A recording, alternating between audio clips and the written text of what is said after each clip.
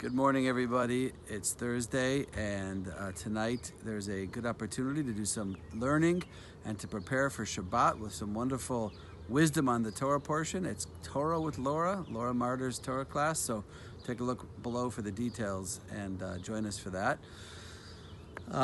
We're talking about spirituality, and I think a way to begin to approach an understanding or a definition of spirituality is to identify those things that are uniquely human, those character qualities that are uniquely human that we don't see in the animal kingdom. So we do see jealousy or envy, perhaps, in the animal kingdom. We do see two animals fighting over a piece of meat or something, or a mate or something in the animal kingdom. But what you don't see in the animal kingdom is you don't see one animal being happy for the success of another animal, especially when that animal was going for that same goal. That is something that human beings are capable of. It's not easy, right? Imagine that you're hoping to get a promotion in your workplace, and your friend, one of your close friends who also works there, ends up getting the promotion and you don't. And now you have a challenge. Am I going to be jealous or envious, or am I going to find a way to actually be happy for that other person's success? That's considered a great spiritual quality, to be able to be truly joyful and rejoice in another person's success and accomplishment. That's hard, though, and I understand that that's not something that everybody can do. But let me just give you an example, or maybe a pathway to begin to think about how we can do that. So the Talmud says that a person is never jealous of their child or their student. Okay?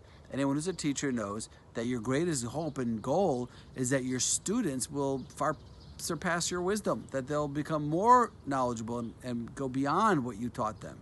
And certainly, for those of us who are blessed with children, we are not going to be jealous if our child gets a great job, and I always wanted to get that job. We're not going to be jealous of our own children. So why is it that we're not jealous of our children or our students? And I think there's an insight here that can help us.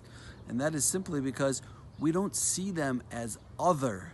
We see our children and our students as extensions of us. And therefore, there's no reason to be envious of them. And on the contrary, we're so happy and pleased when they succeed, because when they succeed, if they're an extension of us, then we're succeeding. So if we could take that secret and apply it to other people, really what it means is that the way we begin to feel happy and take pleasure in another person's success is to be able to expand our definition of self to include other people. So to think about the people in our lives and how we're connected to them, and if we can expand our own definition of who we are to include that person, if we can see another person as an extension of me. In Judaism, we teach that Kol Yisrael Arevim Zeh Lezeh, that all the Jewish people are connected really as one soul. On the deepest level, if we trace our soul to its source, they're all connected. We're just different cells in a larger body. And if we can understand that, we can really, truly take pleasure in another person's success because we see it as our own success.